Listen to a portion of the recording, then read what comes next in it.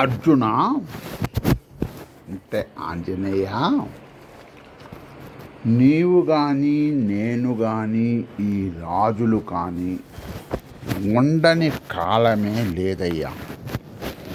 ఇక ముందు కూడా మనము ఉండటము అను మాటయే లేదు, ఉండము అనే మాట లేదు. అయితే మరి కృష్ణ, నువ్వు కానీ నేను కానీ అంటున్నావు, బాగానే ఉందయ్యా.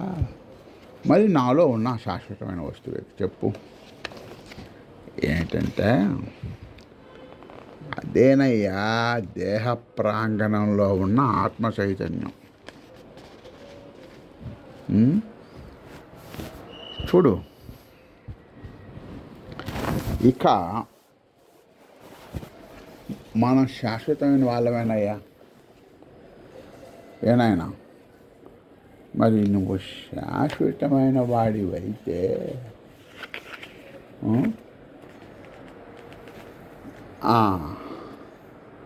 చెప్పాము కదయ్యా, తత్వమసి అహం బ్రహ్మస్మి అని. ఏమిటి?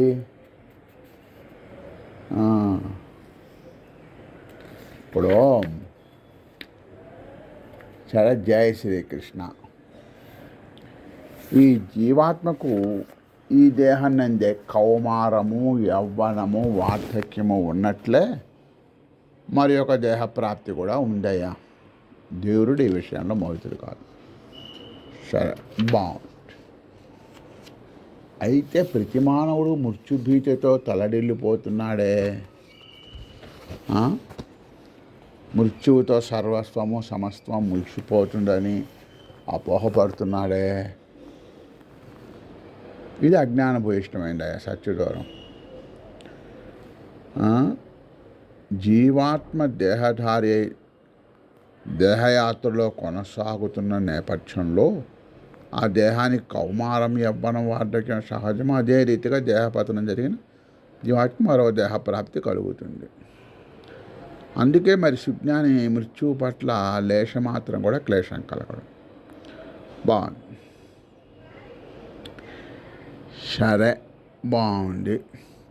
మనమందరం ఆత్మ చైతన్యాలమే అయిన మనం హృదయంగా వాంఛిస్తే చాలా సులభతరంగా మరో దేహాన్ని సైతం సంప్రాప్తించుకోవడం సులభమే, సుసాధ్యమే అని అర్థం చేసుకో. ఇప్పుడు విషయేంద్రియ సంయోగం వలన శీతోష్ణాలు, సుఖ దుఃఖాలు కలుగుతున్నాయా. అవి ఉత్పత్తి వినాశశీలాలు, అనిత్యాలు కనుక వాటిని సహించు, అంటే పట్టించుకో. ఇక విషయేంద్రియ సంయోగం, మృత్యువు, సుఖ దుఃఖాలు, ఇవే కదా నీ దుఃఖానికి కారణం. జీవాత్మ దేహధారి మానవుడుగా పిలువబడుతున్న దేహయాత్రలో ఇంద్రియ రూప జగత్తులో అనేక ఘటనలు ఘటిస్తుంటాయి. జన్మంటేనే అనేక సంఘటనల సమాహారం కదా. ఈ జన్మలో సంఘటనలు జరగడం సహజమే. ఇక విషయేంద్రియ సంయోగం, జీవాత్మ దేహధారి అయి మానవుడిగా జీవిస్తున్న నేపథ్యంలో సహజంగానే తన దివ్య స్పృహను కోల్పోతుంది. తత్ఫలితంగా తనని తాను ధరిస్తున్న దేహంగా, తాను పోషిస్తున్న పాత్రగా తాదాప్యం చెందుతుంది. అంటే లోపపోయి ఇష్టమైన దృక్పథాన్ని సంతరించుకుంటుంది. ఈ భౌతికంగా ఘటించిన ఘటన యథార్థమైన అపోహపడుతుంది. అంటే ఇంద్రియాలు సేకరించే సమాచారంతో తన ఆలోచన సమిధాన్ని కలుషితం చేసుకొని ఆరంభిస్తుంది. తత్ఫలితంగా మోహ ప్రయత్నం బాహ్యంలో గ్రహించే ఘటనని సుఖ దుఃఖాలుగా అపోహపడుతుంది. దానికి బాహ్యంలో గ్రహించిన ఘటన నిజమే కాదు. అందుకే ఘటన సుఖం కాదు, దుఃఖం కాదు. మానవుడు అపోహపడుతున్నాడు. వీటిని శీతోష్ణాలతో పోల్చాడు. అయ్యా, ఇవి అనిత్యాలు. పదార్థ రూప జగత్తులో ఘటిస్తున్న ఘటనలన్నీ శ్రీకృష్ణుడు ఇంద్రియార్థములుగా, విషయేంద్రియములుగా అభివర్ణించాడు. ఈ దేహదారి విషయేంద్రియాలతో తన అంతరంగాన్ని కలుషితం చేసుకోరాడు. అంతరంగాన్ని విషయేంద్రియాలతో కలుషితం చేసుకోవడం ద్వారా నిజం కానటువంటి సంఘటనలన్నీ నిజమని అపోహపడి ఒక వైకల్యం మానవ అంతరంగంలో ఏర్పడుతుంది. తత్ఫలితంగా నిజం కానటువంటి ఘటనలన్నీ నిజమని, వాటిలో కొన్ని సంఘటనలు సుఖమని, కొన్ని దుఃఖమని అవ్వపడి మానసిక రూపంలో ఏర్పడుతుంది. సుజ్ఞాన రాహిత్యం వల్ల పదార్థ రూప జగత్తులో ఘటిస్తున్న ఘటనలన్నీ సుఖ దుఃఖాలుగా ఉపయోగపడతాయి. అవేవి శాశ్వతంగా ఉండిపోయేవి కావు. కాబట్టి సుఖరతుల్యమైన స్థిరత్వంతో నిలిచి ఉండగలిగినప్పుడు సుఖదుఃఖ ప్రభావాలు నిష్ఫలమైపోతాయి. ఓ చలనచిత్రంలో ఓ నిర్దిష్టమైన పాత్రను పోషిస్తున్న నటుడికి ఆ పాత్రకి ఏ సంబంధం ఉంటుందో, ఆత్మ చైతన్యానికి మానవుడన్న పాత్రకి ఆ సంబంధమే ఉంటుంది. ఓ నటుడు చలనచిత్రంలో ఓ నిర్దిష్టమైన సన్నివేశంలో, మిక్కిలి దుఃఖదాయకమైన సన్నివేశంలో నటించినంత మాత్రాన నటుడి యొక్క అంతరంగం ఎందుకు దుఃఖదాయకం అవ్వాలి, ఎందుకు రోధించాలి?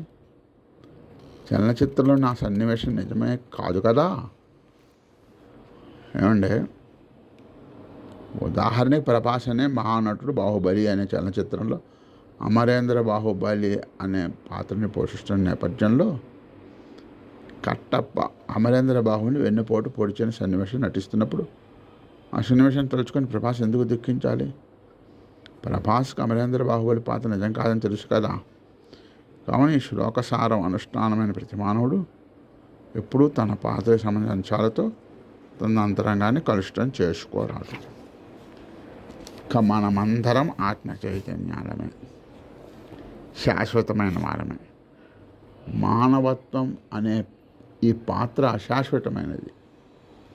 శాశ్వతం యొక్క దృక్కోణంలోంచి పాత్రను దర్శిస్తే పాత్రకి అస్తిత్వమే లేదు. పాత్రలో జరుగుతున్న సంఘటనలు నిజమే కాదు. నిజం కానటువంటి సంఘటనలలోంచి పుట్టుకొచ్చిన సుఖ దుఃఖాలు కూడా నిజం కావు. కావున వాటితో మన దుఃఖాలను, మన అంతరంగాన్ని కలుషితం చేసుకోరాదు. అహం బ్రహ్మాస్మి అన్న మహాసత్యాన్ని అర్థం చేసుకొని, అనుష్ఠానం చేసుకొని, దైవమన్న నిజ దివ్య దృష్టితో స్థితమై రెప్పల దుప్పటి కప్పుకొని ఇంద్రియాతీత స్థితిలోకి సాధకుడు ప్రవేశించినప్పుడు చైతన్యం ఉత్తేజితమవనారంభిస్తుంది.